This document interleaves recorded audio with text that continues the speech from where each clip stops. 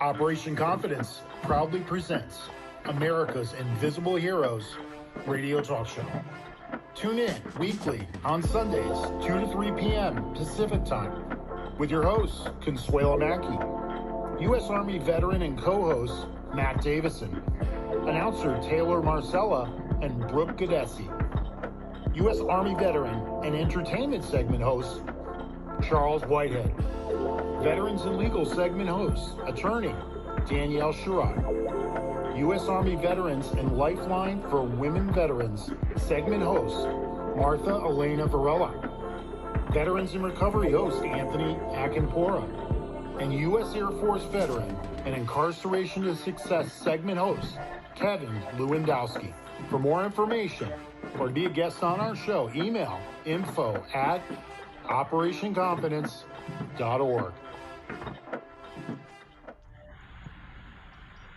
Welcome, everyone, and thank you for tuning in to Americans Invisible Heroes, a show dedicated to our veterans and their families. Yes, I'm your host, Consuelo Mackey, longtime hairstylist and fashion designer, and the executive director of Operation Confidence, which is a nonprofit organization that advocates for our veterans. And no, I'm not a veteran. I'm just there because I love to be able to do my part to help our veterans, especially those who are disabled and have experienced some form of homelessness. For those who are new to the show, American Invisible Heroes was established to provide a platform for veterans to be able to share their experiences, heartfelt stories, resources, challenges, and accomplishments. Now, allow me to introduce my wonderful co-host. We have Air Force veteran and board member Matt Davison, Charles Whitehead, who is also a board member and a U.S. Army Reserve veteran. We have Taylor Marcella, she's a board member and an announcer. Brooke Gadesi, board member and also an announcer. Martha Elena Varela, she has a segment every week called Lifeline for Women Veterans. And we have Kevin Lewandowski. He has a monthly segment called From Incarceration to Success. And then today we have Ann Montague. She also has a bi-monthly segment called the Rosie's Movement. I'd like to welcome you all to the show. Thank you. Welcome. Okay, we're going to have Matt to do the honors of leading us in a prayer, and he will take it in from here. Matt, go ahead with it. Yes, so what I would like to do is to turn this honor over to our incredible guest, Charlie Plum. If Charlie is still on the network here. He Yes, was here. I am. I'm here, Matt. Oh, there you are. Okay. I am now honored to introduce our opening prayer for those veterans lost in Afghanistan, those who are POWs, MIAs, and veterans incarcerated, delivered by Hanoi Hilton POW Chaplain, Captain Charlie Plum, U.S. Navy fighter pilot. Will you pray with me? Almighty and most merciful Father, we give you thanks, first of all, for the freedoms we all enjoy as Americans, and those men and women who have fought, are fighting, and will fight to protect those freedoms. We especially ask your grace on those 13 families that have lost the men and women in the Navy last week. Give them the confidence that their lives were not given in vain, and that you're looking down upon the families of those. We ask your blessing as well on those American patriots who were not veterans, but support veterans and their families. The Operation Confidence and the Invisible Heroes that we're here to salute today. So be with us. God bless us, and God bless America. Amen. you very much, my friend. Thank you. Amen. Man, that was beautiful. Thank you so much. Well, we're going to move right along here. Brooke, would you please introduce our first guest? You got it, Connie. U.S. Army veteran Martha Elena Varela has a segment entitled Lifeline for Women Veterans. Her guest today is Monique Spalding, a retired captain of the U.S. Army, having served her country as a combat veteran in both Iraq and Afghanistan. She is the CEO of SPMC International, LLC, a government procurement company for transportation and logistics, and the founder of Government Contracting University, TM. Government Contracting University, TM, is the e-commerce side of SPMC International that teaches small business owners how to position their entity appropriately so they can bid on federal government contracts. Take it away, Martha.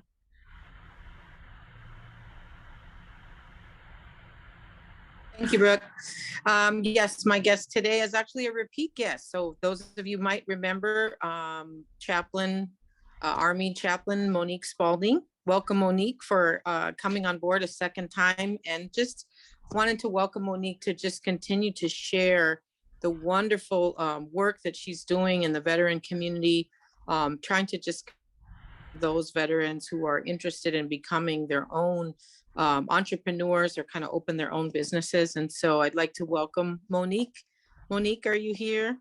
Yes, I am, Martha. Thank you, Miss Mackey and LA Talk Radio for having me back a second time. I'm super excited to be here.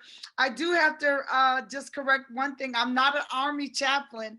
I am a retired captain of the United States Army, and I am a pastor, senior pastor doing a church planting project in Lake George, Colorado, which is outside of my military capacity, but nonetheless, super excited to be here again today for the second time. It's an honor to be back to talk with you and to share with your community. Because last time we just got so engrossed in the conversation and everything, and I didn't want to monopolize everybody's time segment. I do have a free gift, so I'm going to say that now. So as we get on in the conversation, your listeners and your followers can receive this free gift from me. It is my free ebook. It's called 7 Secrets to Government Contracting. And they can receive that by going to BIT, and I'll put it in the chat to Mr. Charles as well. But it's BITCERETS 2021. That's bit.ly/7 secrets 2021. And when you go to that link, you'll see the 7 secrets to government contracting. And you just opt in to receive the ebook, and it'll be delivered to you via email from me. And so that really goes over a lot of the information that I'm going to really talk about, because I'll be talking really fast, so that Miss Martha, if she has any questions, that she could asked me. But just real quick, what I do on the e-commerce of Government Contracting University, and that TM just means that we are trademarked. That's not really a part of the name, but that's what it means, that we are trademarked. The Government Contracting University, GCU, is a trademark of my LLC, where I virtually teach small business owners, to include veteran, women-owned small business, minority-owned, economically disadvantaged, women-owned, and service-disabled, veteran-owned small business owners, to position their business entity appropriately so that they can bid on federal government contracts.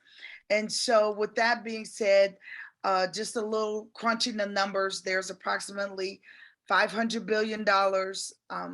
This is statistics, so this is in the past. The numbers change every year, but based on the latest statistics, there was $500 billion that the federal government had had allocated for federal government contracting. The SBA says to the big corporations, we're not going to allow you to get all that money. We're going to set some money aside for small business. So they take 23% of the allocation. And so it doesn't matter how much money it is, that 23% never changes. So if the budget is for $1 trillion, it's going to be 23% of $1 trillion for small business. But staying with this example of $500 billion that was allocated in the past for federal government contracts, the SBA says, okay, big corporations, 23% is going to be set aside for the little guy, for small business. So when you run the numbers, 500 billion times 23%, you come up with 115 billion. Now, then what they say, they do a deeper dive for veterans and women.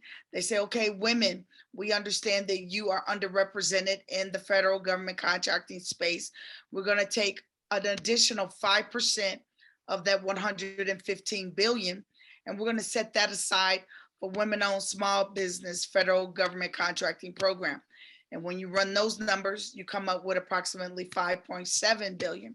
And they do the same for veterans. And this is Operation Confidence. So I am excited to tell the veterans that are watching. You too. We need your help, girlfriend. Yes. You too have a specific pot of money that's set aside specifically for veterans, and that's 3%. So $115 billion times 3%, that's approximately $3.4 billion on the table for veteran owned, and that would include veteran owned, the VOSB, veteran owned small business, and the EDVOSB, which is, the SDVOSB, which is service disabled veteran owned small business. And so that $3.4 billion is set aside for veteran owned, service disabled, veteran owned small business. And but the thing of the matter is, and what I do in my business is I teach you virtually. Now there is a price point for that, and I'm not going to get into all that, but it's economical. And I teach veterans and service disabled veterans, as well as women-owned, small business, economically disadvantaged women-owned small business owners, how to position their business entity appropriately so that they can actually bid on these contracts. It is a process. You just can't just say, okay, I have an LLC, or this is what I want to do, and okay, I'm going to go after the contract. No, you have to actually apply. There's an application that you must submit to the government. And then there's, being veterans, we all know, being government, Department of Defense, there's a right way and a wrong way to do everything when you do business with us, the government. So, I teach my clients how to do it the right way. There are things that you need, such as capability statements. Now, the government doesn't say in order to do business with me, you need to have a capability statement. But if you don't have one, then you look green, you look inexperienced, you are, as we say in the military, you have been set up for failure rather than being set up for success, and things of that nature. And so I like for my clients to come out with a win-win situation when they graduate my course in 10 weeks. They their application. And then again, let me say this disclaimer as well. The government, it is at the discretion of the government to approve your application.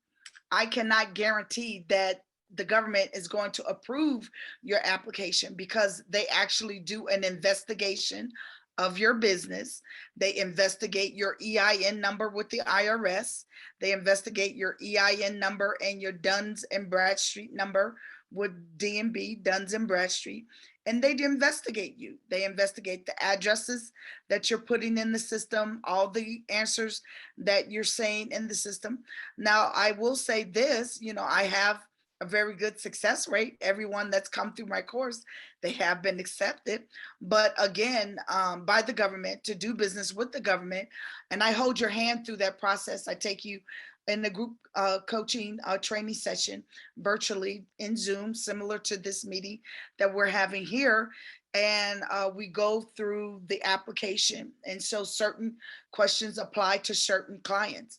If I have a client, which I did my last course, she was a veteran. Well, when it came time for that self-certifying, she was a minority, she was a woman, and she was a veteran. Well, that status of veteran didn't apply to everyone in the class, but it applied to her. So, she was instructed to check the box about being a veteran, whereas that self-certification didn't apply to the other people in the room. So that's a long story short. That's what I do.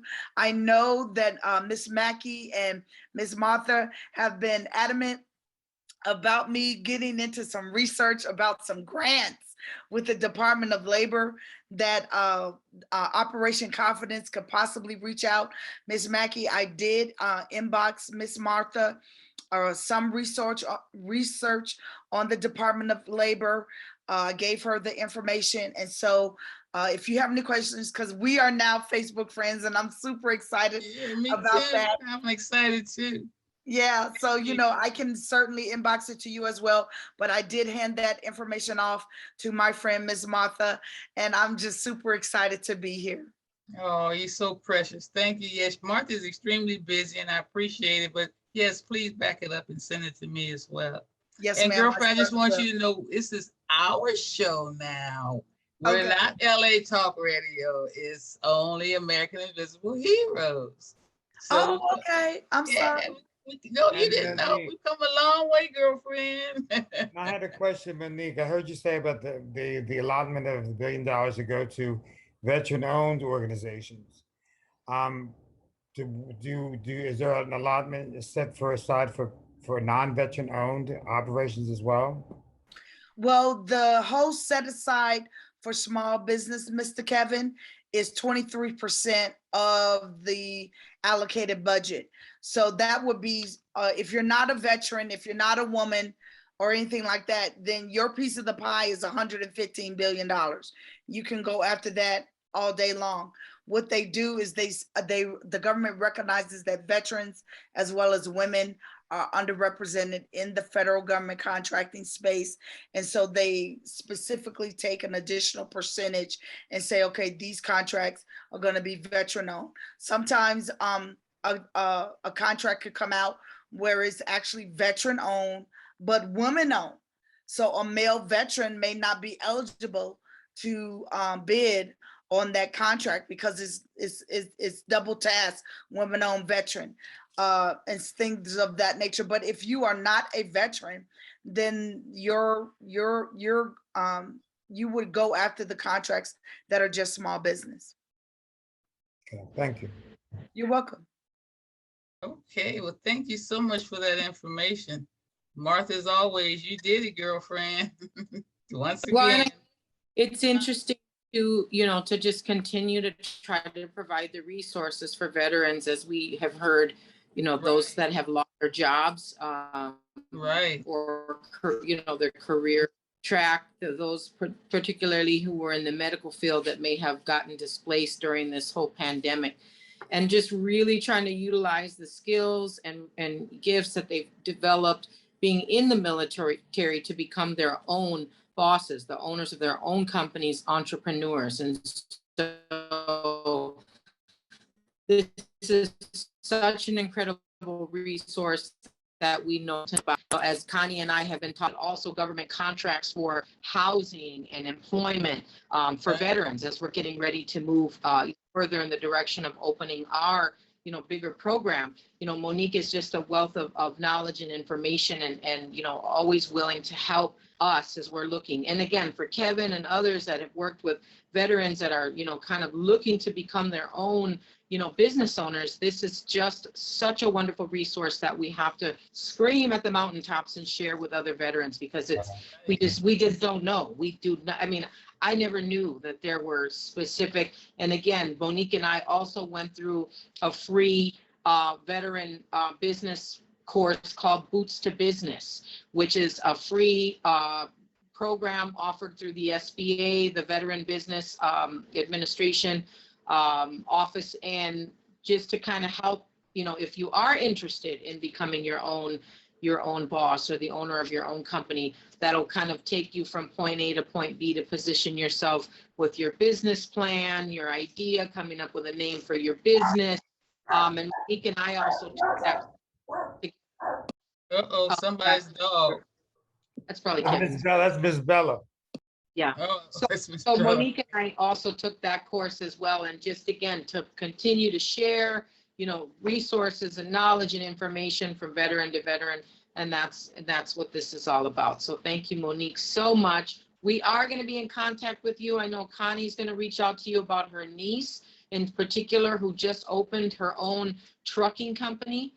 So with transportation and logistics is right down your alley, Monique. So whether she could come and be a part of your class and position her business, because she's looking to employ disabled veterans in her new trucking company. They've got this new, it's kind of like equipment where people, veterans that are disabled and in wheelchairs can also drive truck. So we got a lot. Wow, that's amazing. Yeah. And our banner, our sticker is on their truck saying support Operation Confidence to the other trucking colleagues. So it's all exciting over here, Yes, know. it And is. we need It your is help, girlfriend.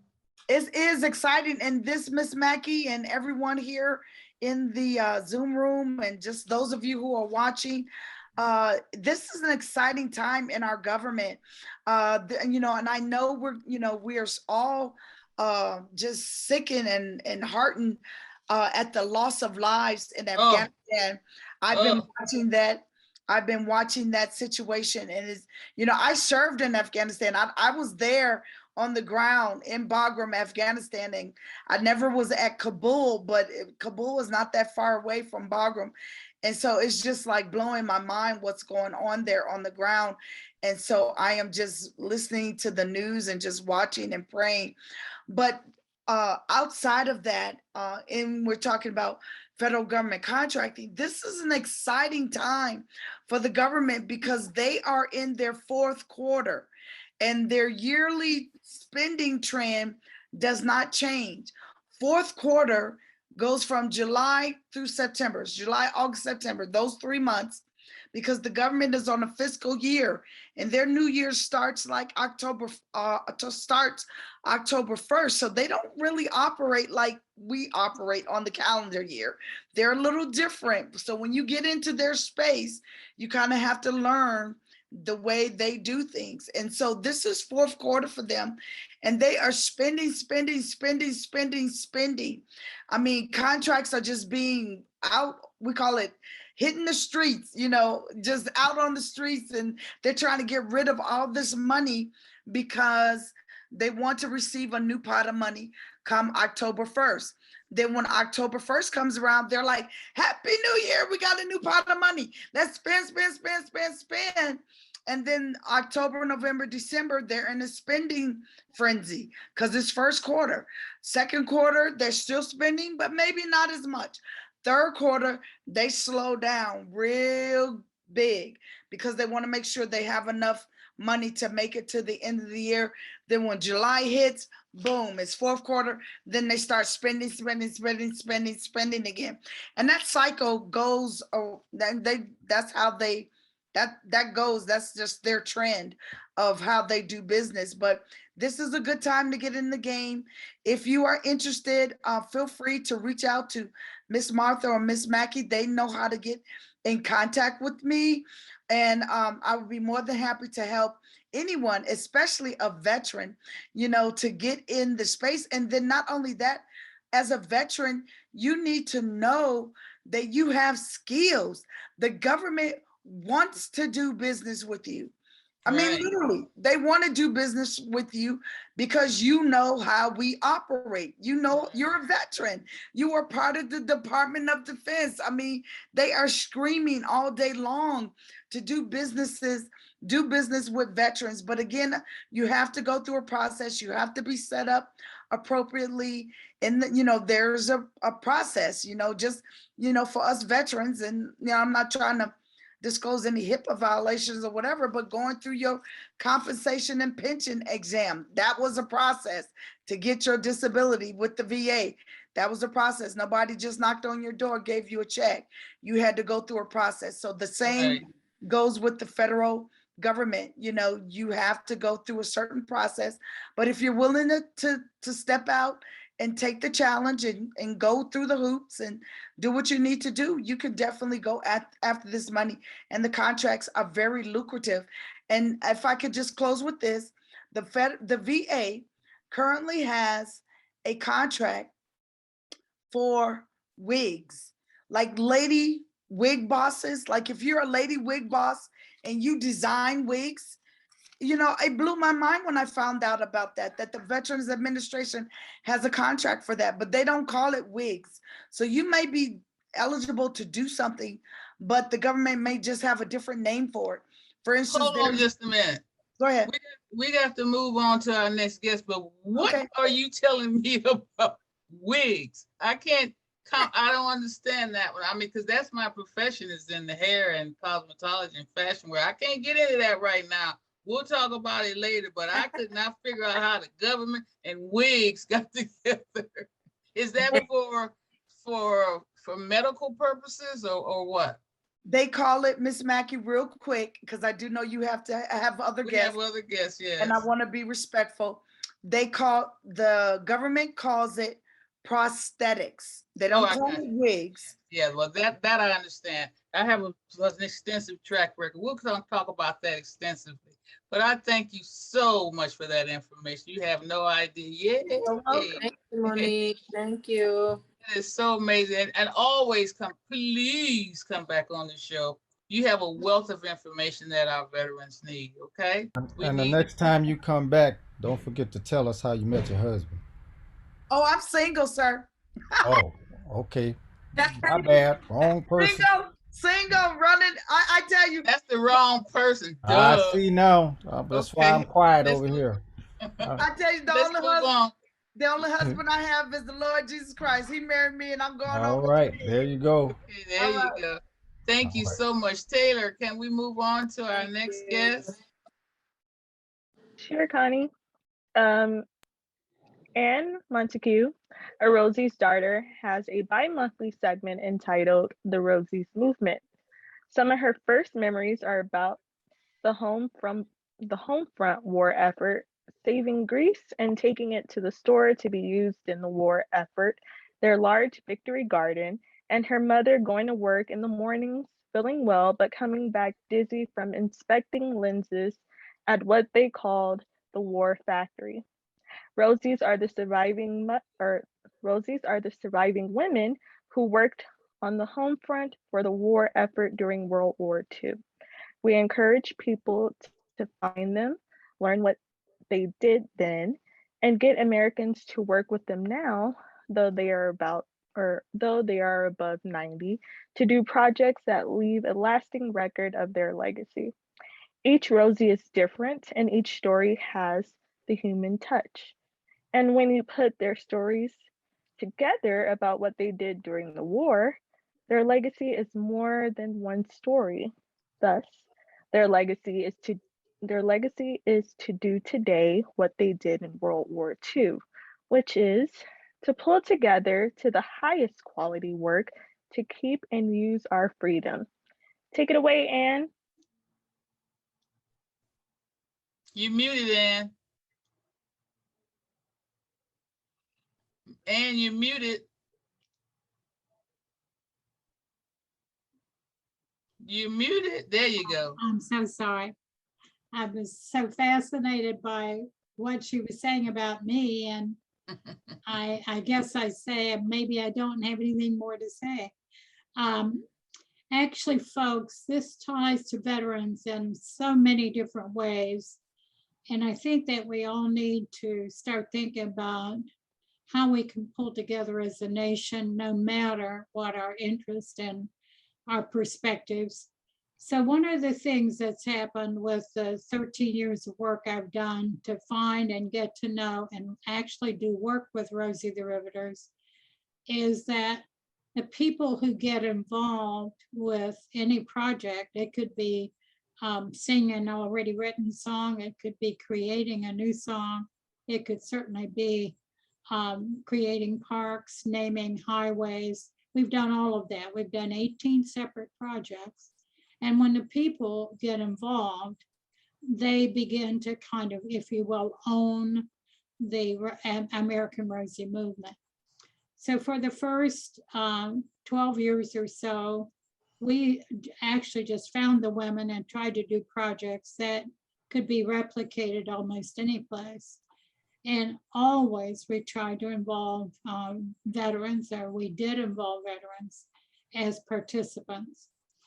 One of the most important things that I need to say today is at this current week, we are essentially stepping way forward from where we've been into phase 2, which is the American Rosie movement. And we really mean it, that it's a social movement. Instead of it being a social movement led by a charismatic personality, although those have been, of course, obviously very, very critical to American development. I myself am not a charismatic person, and I really feel that America is ready now to find a way to pull together. So this coming week on Friday, we are celebrating in 6 different cities that have done at least 5 years work with us to find these women, to get to know them, and most important, do projects with them that educate the public about who they were then and who they are today, even though, of course, day by day, we're losing so many.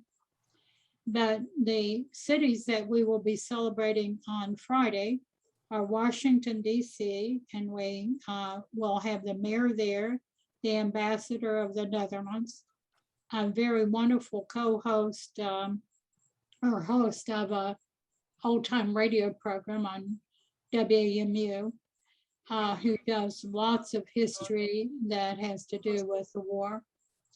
And then there's Huntington, West Virginia, which is my hometown, where they have named the first government building in America, the Riveter Building. And there's Brunswick, Maryland, which has done, they've worked with us since 2011, especially with the American Legion. And they have done such significant work, I really wouldn't know where to start. And then there's going to be Nijmegen, Netherlands, which is a city that invited Rosie's over twice, and a museum that's called the Freedom Museum. It's a very, to me, sober museum because it has so many photos and artifacts of World War II. But it is also a very, very promising, if you will, museum, because instead of saying that they basically fought against Germany, they call their museum the Freedom Museum, because they are very aware that the Germans now very much want to come in to more progressive and kind of world, if you will. Now, on Monday, meaning Labor Day, there will be an event in Philadelphia at the Naval Yard, and that will be essentially at the Chapel of the Four Chaplains, quite a history there. And then they'll go on over to the waterfront and have a ceremony at the waterfront. I'm only giving superficially what these different locations have done, but the important thing that I really hope that all of you can take away is that it's the people behind the scenes, including myself through my life, I think, that don't ask for recognition, don't get it. But in the long run, if we didn't have people behind the scenes, we really wouldn't have freedom. It's a very serious ongoing job to keep freedom going. So the corollary, or at the same time, we have all these events going in these 6 cities, 5 in the United States and 1 in Europe. We will also be ringing bells across America, across Europe and into New Zealand and Australia. And those bells are essentially to mean, wake up, it's time to follow the Rosie legacy, which is to pull together, do highest quality work, do it for freedom, because if we don't, we will lose our freedom. We can't ever look away and say it doesn't matter to me, or that I can't do anything about it. So I'm very proud to be part of Consuelo's efforts here. I'm very impressed with her as a creative person. And one of the things that I think that we need to do next as an organization is, as part of the American Rosie movement, we need to work with all of you, and with Consuelo as the head, to figure out what's going to be happening there in Los Angeles that will set up a model for projects or for work that can be done across the country, so that people do pull together, do really good work, and they do it in a spirit of cooperation, instead of just, positioning or jockeying for position to be essentially the first to do the most or to be the most visible. I myself totally, completely believe that America is now ready to pull together, that Americans want to know what they can agree on that's worth unifying around. And I believe the Rosies will do that. Their stories are just incredibly interesting. And they tell more about World War II than you would ever learn from textbooks about battles. We've had a few of them on the show, and they're just amazing to be. They're amazing. They're amazing women. And I mean, just articulate and know from verbatim what happened in World War II up until today. So it's such an amazing opportunity to have them on there, and of course to have you on there talking about the Rosies. We're very honored. And we're going to do whatever we can do. We're grassroots, but we're trying. But we have your video to show. Charles, can you show the video as we move on to our next guest? Absolutely.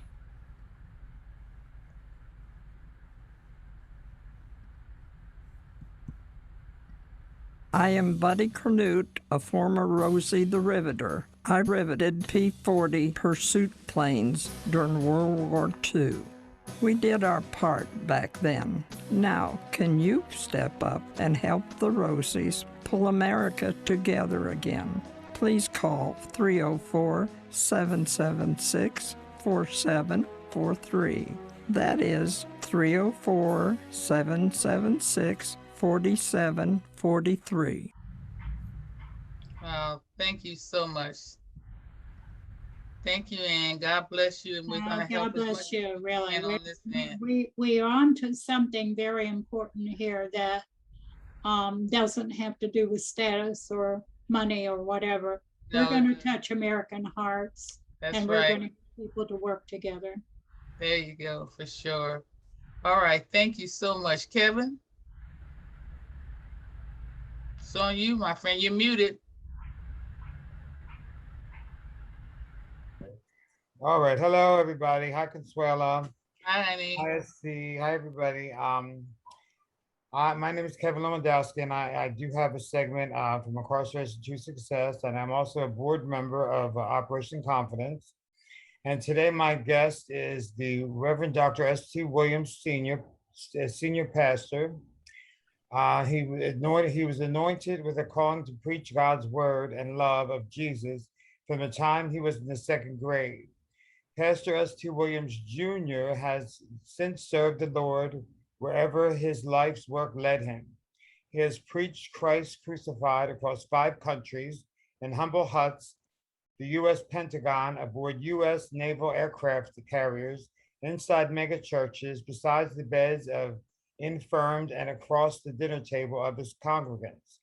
His journey brought him to St. Paul Lutheran Church in Los Angeles in 2005, where he has been instrumental in encouraging church-wide spirit of joy and outreach in the UN underserved, and seekers of Los Angeles and beyond. And he is also a senior pastor for the Grace Lutheran Church, also in Los Angeles. So he runs 2 churches. He works for Volunteers of America as a job developer, and he also works with Haiti, which I'll let him talk about that as well.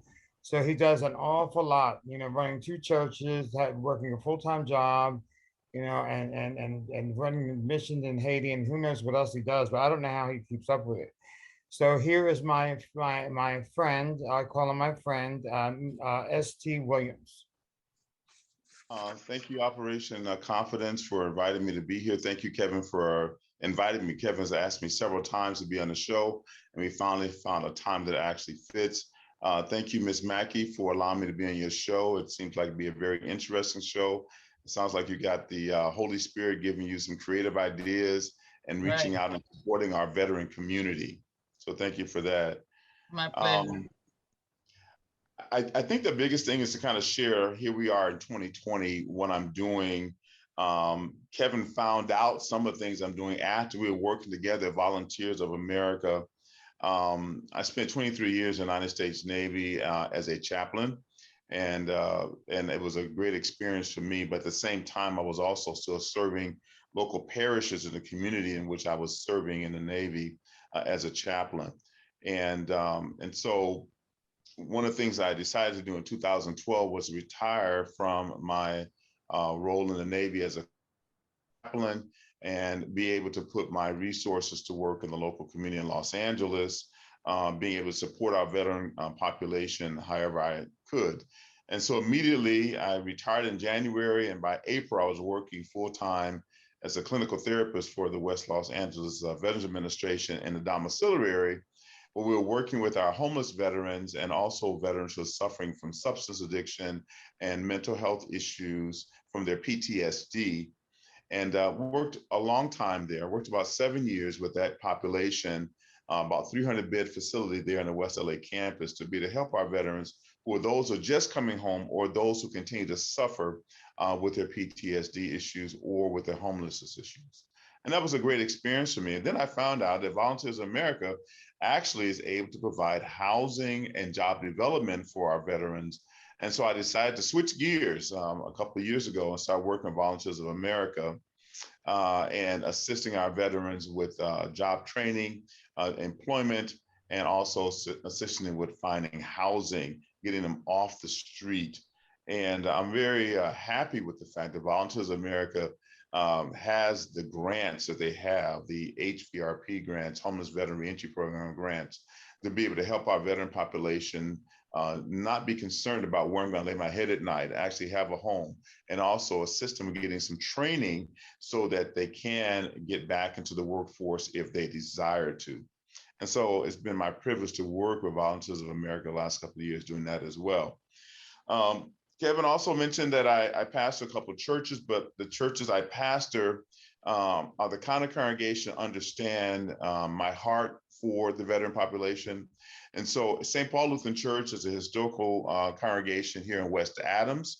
It's on the corner of 9th Avenue and Adams between Arlington and Crenshaw. This congregation over the last 100 years has been known as a lighthouse on West Adams. And what I was able to do is to come in as their senior pastor in 2005 and expand their ministry into the community, particularly into the veteran community, by having them to offer to our veterans services and through our food pantry, through referral services, also offering the counseling or therapy necessary that they would need to have as well, and also referral services to various agencies throughout Los Angeles that can assist our veterans with any of their needs that they might have. And being right here in the central part of Los Angeles, you can imagine the number of veterans that we have been able to serve here through St. Paul Lutheran Church. About 7 years ago, then a congregation lost their pastor, and he is now with the Lord. That congregation asked me to come and to assist them in redeveloping themselves and reshaping their ministry. And that congregation is Grace Lutheran Church at Vernon and Menlo, actually, just up the street from Vernon, Vermont. That congregation is a 118-year-old Lutheran congregation. It's been in the community for many, many years, obviously 118 years. That congregation has decided that they would then help our veteran population by opening up a veteran center on campus. and that will allow us to train veterans with various skills that they need to go back into the workforce. And then we added a component, we added a youth component to that as well. And we are partnering with Eggleston Youth Center. Many of you may know Eggleston, where Mr. Clarence Brown is executive director. So we're offering through Grace Lutheran Church, not only training and retooling for veterans, but also offering our youth, our at-risk youth, our youth in foster care, aged out youth, an opportunity to get training skills to go back into the workforce from that campus at Vernon and Menlo. So those are a couple of things that I'm doing, and I try to involve all our members and people in the community in a collaborative kind of way to be sure that we must work together to assist our veterans and, of course, our at-risk youth in the community or those in foster care. And Kevin also mentioned that I'm involved in Haiti. I've been involved in the mission work in Haiti since 1988 and have taken 180 some odd trips to Haiti with mission teams. Obviously, being a Lutheran pastor, we have a Lutheran church there, and I always partner with our Lutheran church to do the work that needs to be done there. And so we've done all the necessary mission work over the years, but most recently, with this most recent earthquake, we are working really hard right now to raise funds to assist those in Lacaille, Jacmel area, and working directly with the president of the Lutheran Church in Haiti and his vice president to be sure we meet the needs that right there around the churches that we have in that particular area. So it's one of those things where it's multi-pronged for me, just to be a servant of the Lord and to be sure that things are being done through the church, through the community, for our veterans, for our youth, and then obviously for international people in Haiti as well. Have several members of the congregation here who are part of the churches there in Haiti, so they're right here next to me working to be sure we achieve our goals there as well. You've been doing some wonderful work, sir. When do you sleep? That's what I asked. I don't know how he does it all. Yeah. I don't know how he does it all. Well, it's imperative that we get in touch with you. I really want to share with you what Operation Confidence is doing. I know Kevin has told you a lot of what we're doing, but some of the things that you're doing, we would love to let you know what we're doing, and hopefully there's a collaboration that can take place. And That would be wonderful. Thank you. So, and always know you're always welcome on the show, and bring some of your success clients on as well. We like to hear those stories. Okay. All right. Okay, we'll do that when the time permits. Okay. Sure. Thank you so much. It's been such a pleasure. I wanted to mention that, Esther, if you wanted to put your email into the chat box, and in case anyone is interested in helping the Oh yeah, I Haiti, definitely want. they want to help the people in Haiti, then they could reach out to you. Please. And also, I wanted to talk about last time I was on the show, I said that I was going to be leaving Volunteers of America for another pursuit, another position. And you see the PATH sign behind me? Right. That's who I now work for. I work for PATH. It stands for People Assisting the Homeless. And I'm a Veteran Services Employment Specialist 3. So you were talking earlier about the Department of Labor contracts. ST and I both work under the Department of Labor contracts. So any questions, I'm sure that we could answer what they're about, because they're the contracts that we work under. So I'm glad you got that position, so you can be moved wonderful. Up to Operation Confidence. More moolah. Yeah, and more help that you can give our organization as a board member. Yes. That's great. Thank you so much. That's some good information. And thanks, ST. Okay. We got all of that in the chat now, so. You got everything you need there? Is that helpful information for everybody? Yeah. Wonderful information. All right, God bless you all. Thank you for having me on the show. My pleasure. Matt, it's on you, my friend. Okay. It's now my honor to introduce Captain Charlie Plum. Charlie Plum is a former Navy fighter pilot and 6-year prisoner of war. Charlie graduated from the Naval Academy and piloted F-4 Phantom jets. On his 75th mission, 5 days before returning home, he was shot down over Hanoi, captured, taken to the Hanoi Hilton camp, where he was tortured and imprisoned in an 8-by-8-foot cell. He spent 2,103 days as a POW. During this time, Charlie distinguished himself as a communication specialist and a chaplain. After his imprisonment, Charlie captivated more than 5,000 audiences in almost every industry around the world, with stories that paralleled his own POW experiences, matching them with the challenges of everyday life. Among other awards, Charlie has received the Silver Star, Legion of Merit, Bronze Star, 2 Purple Hearts, a Presidential Unit Citation, POW Medal, and Republic of Vietnam Campaign Medal with 1960s device. It is now my extreme honor to introduce Captain Charlie Plum. Good afternoon, Charlie. Matt, thank you very much. And thank you, Connie. What a pleasure it is to be with you all and the My board. pleasure. And everybody who's listening and watching this episode. I really appreciate what you all do. And Pastor Williams, thank you to you, my friend, for being a servant of the Lord and a servant of the veterans. Do appreciate you. I don't know exactly where you want me to start, Matt, but I can start talking and you can start asking questions if you like. What I would like to do, Charlie, if you don't mind, is I would like to begin with your book titled I'm No Hero. I received this book on a Tuesday and completed reading it on Wednesday. If any of our viewers are looking for a riveting and inspirational read, I am happy to recommend Charlie's incredible story of patriotism, faith, and strength. You can find this book and find out more about the book by Charlie by visiting www.charlieplum.com. That's www.charlieplum.com. And Matt, thank you very much for that plug. I wasn't expecting a my own little commercial here, but you did. I appreciate that, and I'm proud of that book. It's in its 36th printing, as a matter of fact, and anyone that autographs it, I personally autograph every book that a person orders from that website. So happy to be here and happy to do that. The book. People ask me about the title of the book, I'm No Hero. The truth of the matter is most military guys and gals don't consider themselves to be heroes, and I didn't either.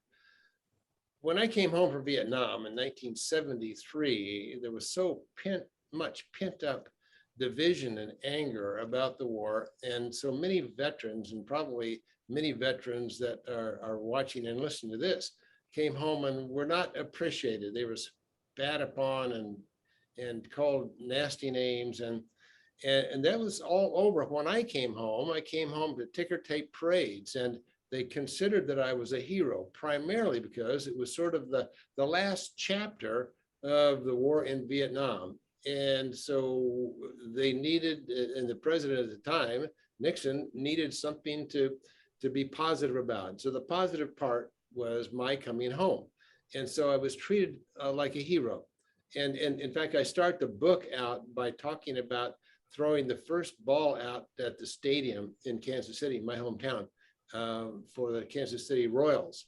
And everybody was clapping and cheering and considering me a hero. And I didn't feel at all like a hero. I felt like the disabled guys and the families of the veterans who were lost in Vietnam were really American heroes and not me. And so that's what I explain in the book, is that I'm no hero. That's wonderful. I have spent the majority of my life telling my POW story and the application it has to everyday life, because I am of the sincere belief that you don't have to be a prisoner of war to have problems. I think that every one of us has problems in our lives. And in fact, sometimes I think the biggest problems that we have as people, as Americans, as citizens, as veterans, the biggest problems we have are the very same problems that I had had in that prison camp. You know, problems of frustration and humiliation and loneliness and boredom and the feeling that you've lost the war, the feeling that you didn't live up to your expectations, that you failed in your mission. And that's exactly the way I felt when I was first shot down in Vietnam. Matt, as you said, it was just 5 days before the end of my tour in Vietnam. I had dreamed about going home to my wife, my high school sweetheart, whom I had married under the Arch of Swords at a military wedding at the Naval Academy. And I dreamed every day about returning with her and pursuing our life together. Well, I came home and tried to call her from Clark Air Force Base in the Philippines, and she wasn't there. So I called my parents in Kansas, and they told me that she had filed for divorce just 3 months before I came home. So another gut wrench, you know, another punch, you know, for me. And I'll never forget laying in that hospital bed in Great Lakes Naval Hospital near Chicago, thinking to myself, you know, I've just overcome nearly 6 years in prison camps and the torture and the disease and the bad food and all that stuff. And I will use the same principles to overcome this problem as I used in that problem. And so people going through divorce, people that suffer from PTSD, people who have illnesses, people who feel that they have lost in their mission in life, I think can use the same principles, the same techniques, the same tools in their psychological toolbox that I used over there to survive and even thrive through that prison situation. So what are the tools? Well, first of all, your faith.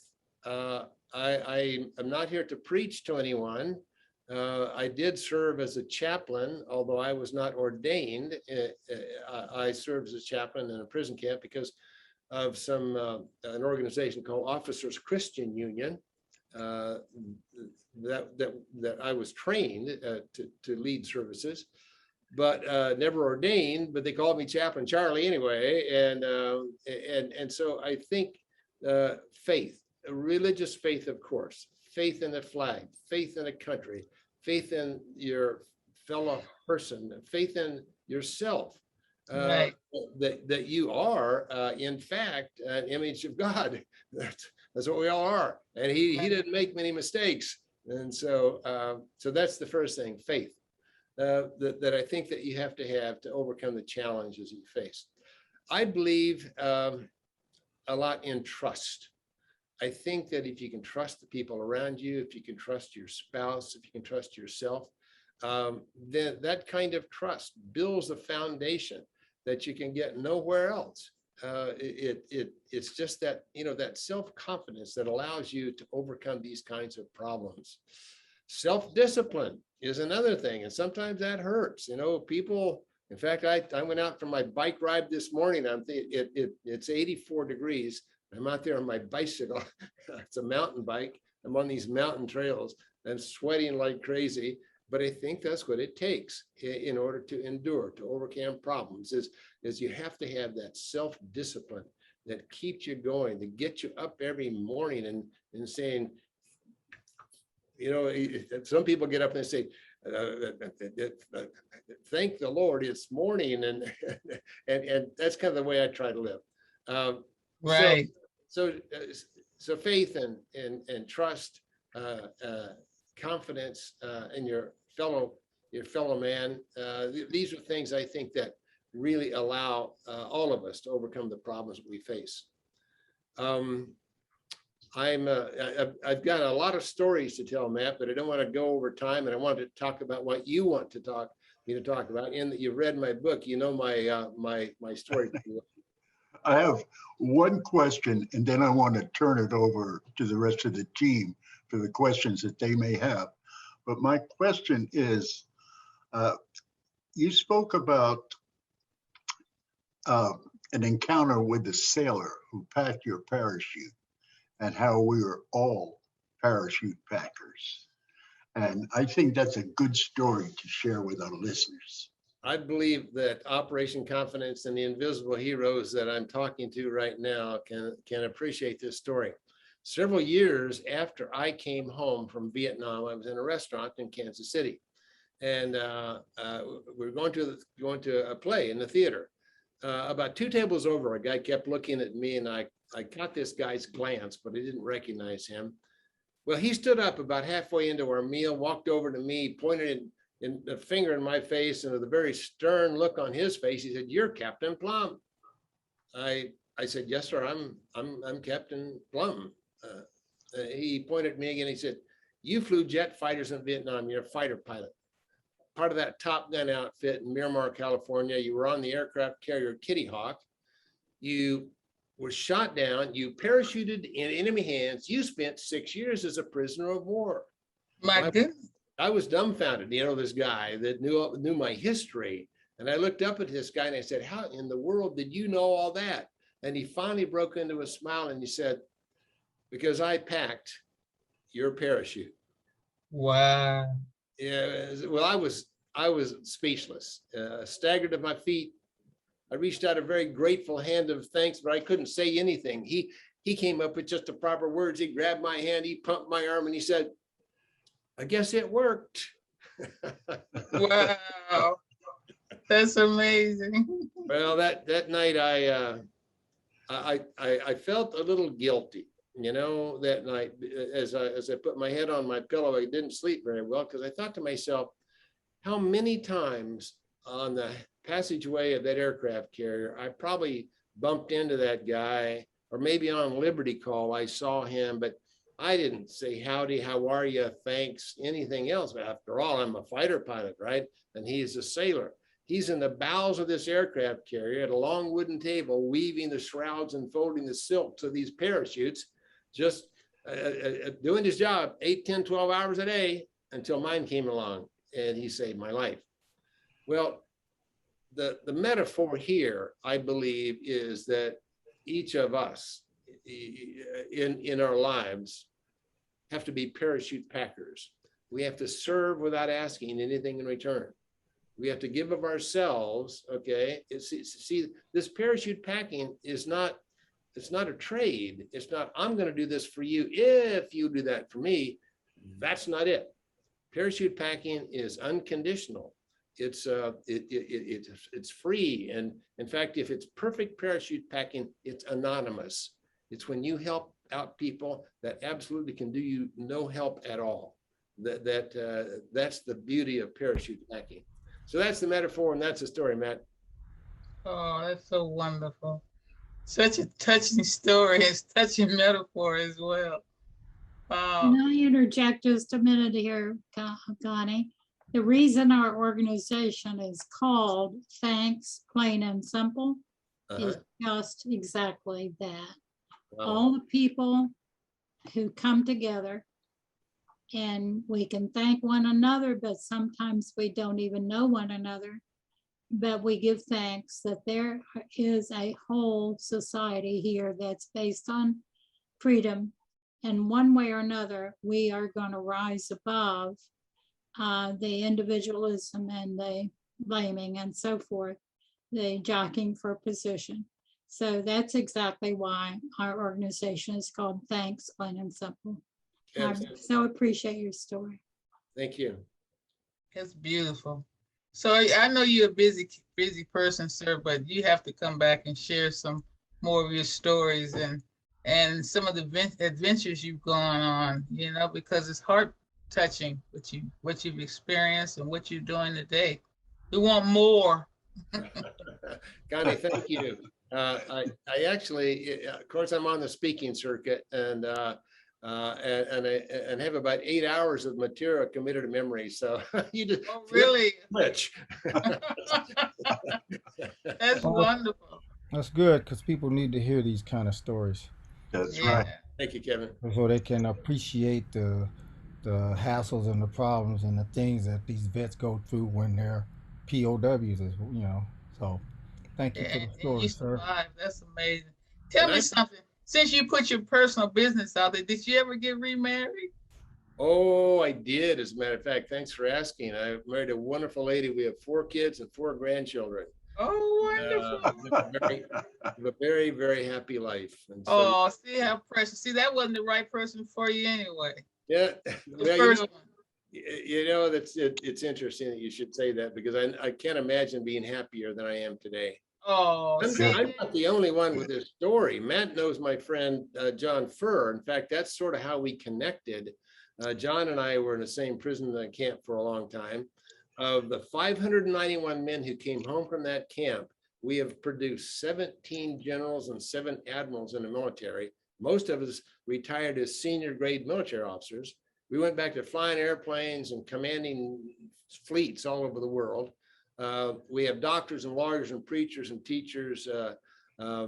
We have 2 United States senators, a vice presidential candidate, a presidential candidate, my old flight instructor, John McCain. I have some stories about him I can tell. oh, wow, please. Telling us today that we are the poster boys for what they call PTG.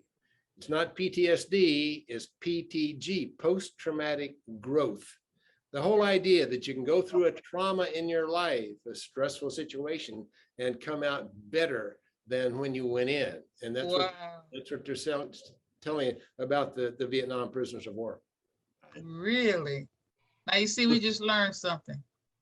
That's so amazing. Look for my email, because I have to share what we're doing, and hopefully to get your blessings, number one, and your support as well. Matt's been there from the beginning, and just to have you here today, it's just been heart touching. I thank you so much. And I want you to know what we're doing and my itty bitty track record, so that you can see I'm on a mission. I'm not a veteran, but my heart goes out to those veterans, especially those that are our rich country is allowing to live on the streets. It just doesn't make any sense to me. So we're on a mission, and we need your help. Well, thank you. And I appreciate you, and I appreciate all the work that you all do. Thank you. Your story kind of lines up with the Tom Hanks, when he got stuck over there at the island. What's the name of that movie? I know you guys know. With the soccer ball. Oh yeah. Castaway. Castaway, yeah. Because I think his wife divorced him and got remarried, and so the story, I'm glad it worked out for you.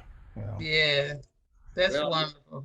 I tell you what, Romans 8:28 was a very serious Bible verse for me, and I think I have proven that all things work together for good for those who love the Lord. Amen. Amen. Well, please, you're always welcome on the show. And Matt, make sure you encourage him to help support what we're doing. We're just trying to make a difference, to give a platform for people like you and for others to be able to share their stories and be able to inspire our veterans, what they're going through then and what they're going through now. And thank you so much for that prayer we needed. Our hearts are so hurt with what we're dealing with now, what's going on. I mean, it's just unexplainable. Yep. And thank you for joining us, my friend. Thank you for joining us. Absolutely.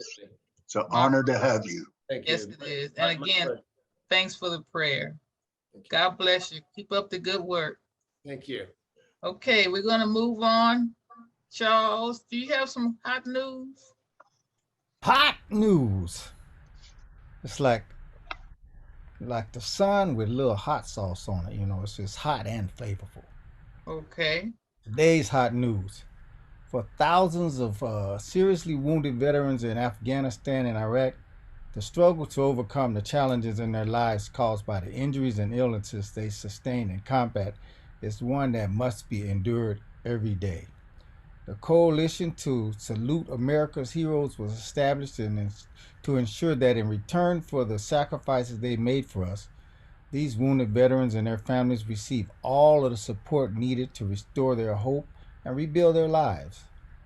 Founded in 2004 as a nonprofit, nonpartisan 501c3 organization, the coalition is among the nation's leading charities whose donors provide the wounded veterans and their families of Operation Enduring Freedom, Operation Iraqi Freedom, and Operation New Dawn the aid and assistance needed for their long roads to recovery.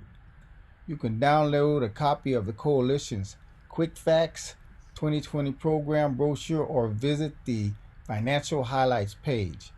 You can contact them at 888-447-2588 or info@saluteheroes.org for more information.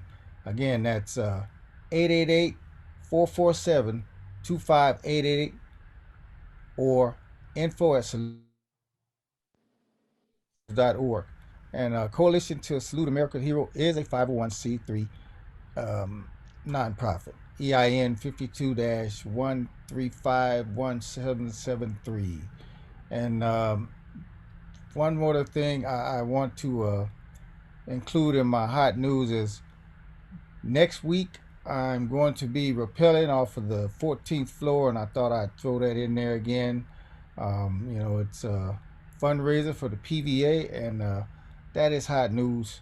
Yeah, it is. I'm going to be, so I've flown an airplane 3 times, I've skydived, and now I'm going to, try something in between, And he's doing all this from his wheelchair, ladies and gentlemen, all over the United States and parts of the world. I mean, that's so amazing. I think it's wonderful. You're a role model, my buddy. Well, this time, thank you. I'm gonna be I'm gonna be a drop model this time, But I'll put the Make link. sure you wear a camera so we can see as you rappel. Don't worry.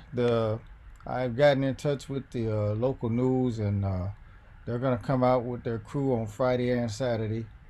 Friday is VIP day, and not so much people rappelling, and Saturday will be the day.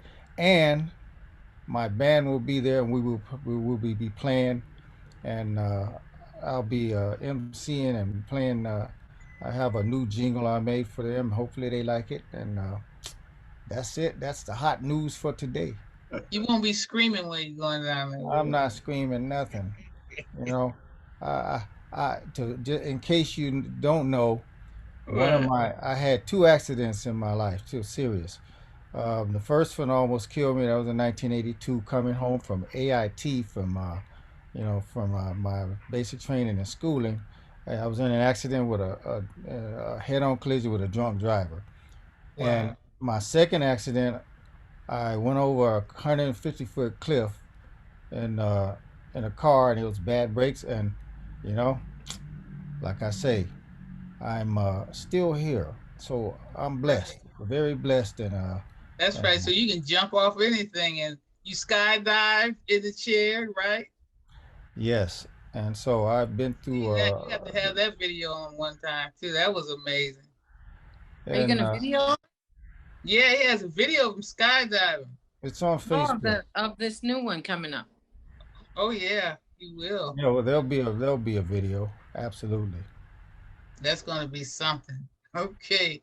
Well, And thank so I'm you gonna so much. just before I'm gonna put the link in there for the fundraiser, just in case anyone wants to donate. And I thank everyone who's donated already. I appreciate it. That didn't take long at all either. You raised that money real quick.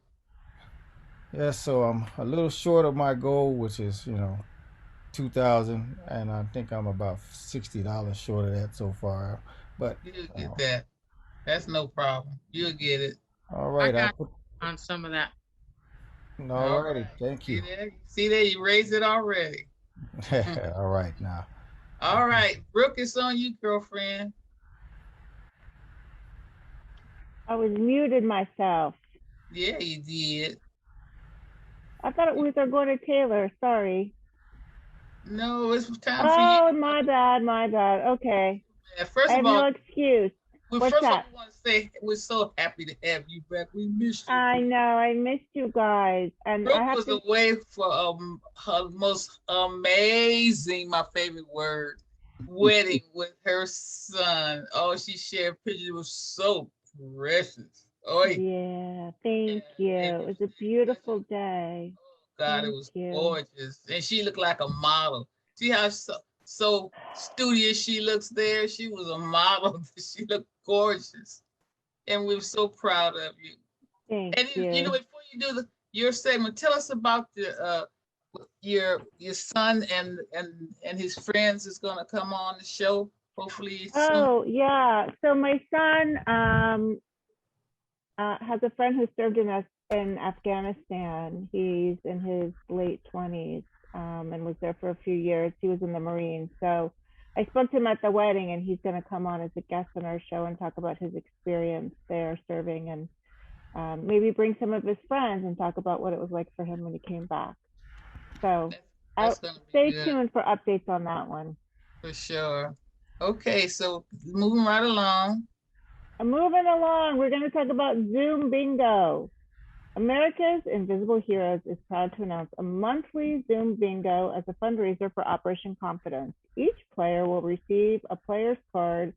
You can have 2 cards, 3 cards, as many as you can manage to download and use to play the game. The website generates the numbers that we will call for the game, and I will run the game by taking care of the download, sending you cards, number calling, etc. Bingo cards sell for $25 a piece. Here's what you need to know. To register, go to Operation Confidence website homepage to PayPal and pay the $25 fee. Your confirmed registered card will be sent via email, followed by a Zoom link to participate. Zoom links will be sent to registered participants at least one day before the game. Zoom Bingo games will be held on Sundays from 4 to 5 p.m. Zoom Bingo games will be held for only an hour because each round goes relatively quickly, and anyone who wins the game will receive a $25 Amazon gift card. Okay, there you go. So on you, Taylor. Yes, ma'am. Home modifications help people with disabilities stay in their homes longer by making it easier for them to complete the tasks of daily life. If you've considered adding modifications to your home, you already know there's a lot to consider. Outdoor modifications. When it comes to adapting a home for wheelchair accessibility, it's critical to consider both inside and outside of your home. Here are a few of the most important things to keep in mind when you're modifying the outside of your home.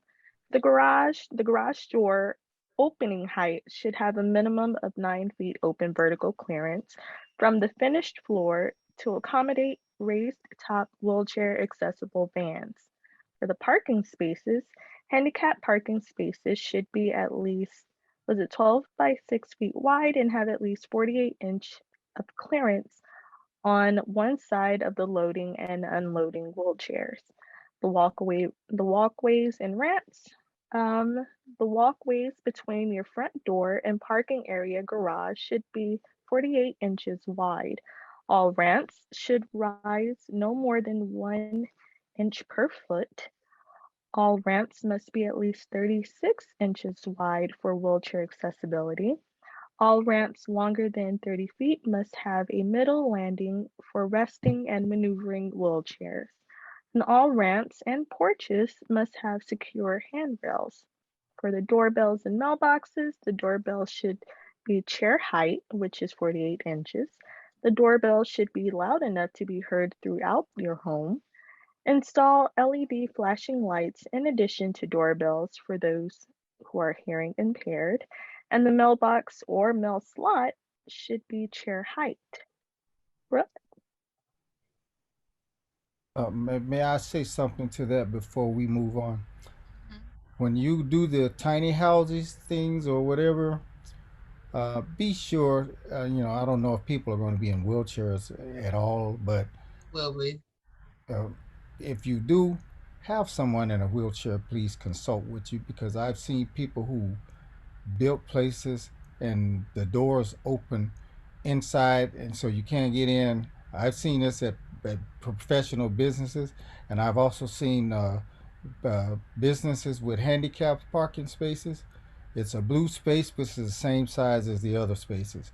So there's no room to get out of your car if there's you park, so they just, people do things with the right intentions, I'm sure, but they just don't consider a lot of things. And I'm very critical of that, and I'm always on the case of, especially at work, they do some things, and I have to kind of smack them around a little. I hate to say it, just to make sure they understand, because they don't get people in wheelchairs to consult them. And things just get out of hand. So that's my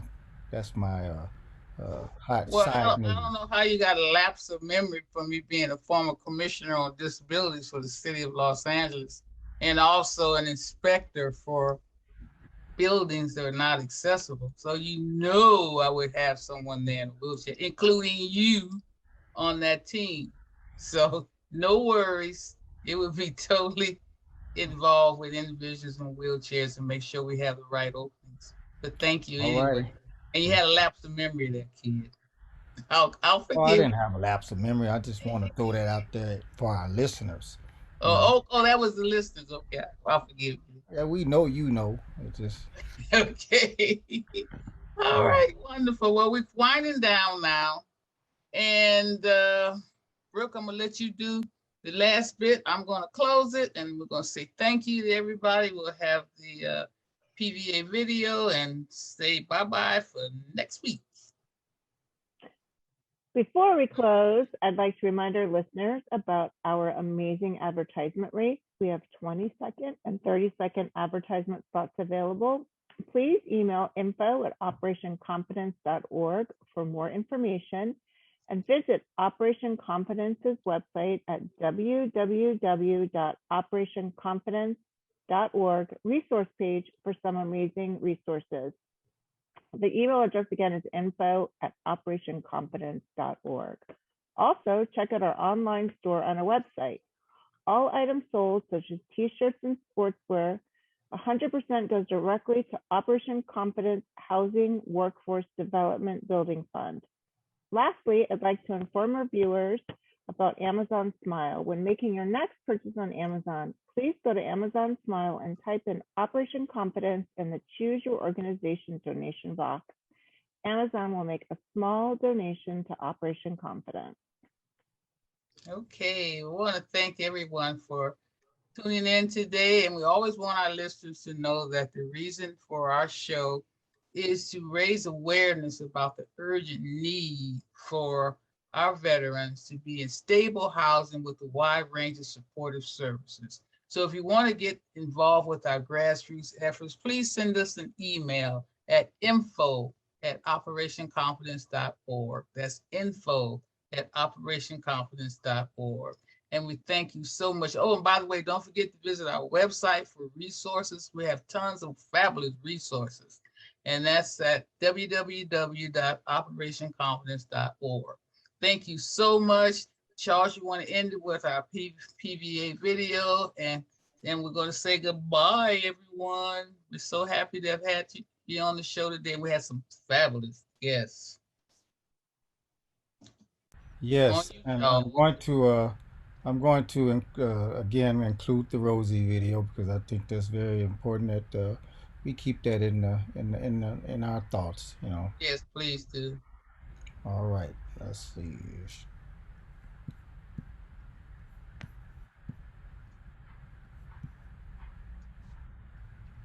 I am Buddy Canute, a former Rosie the Riveter. I riveted P-40 pursuit planes during World War II. We did our part back then. Now, can you step up and help the Rosies pull America together again? Please call 304-776-4743. That is 304-776-4743.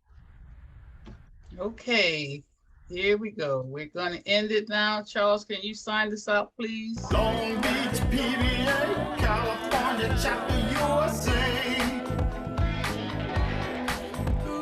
The city by the waterfront, where the veterans work and play. Long Beach, PVA, California, chapter USA. The city by the waterfront, where the veterans work and play. Sign us out for For more information or be a guest on our show, email info@operationconfidence.org. We are signing out. Good night. Night, night. Take care. Got it.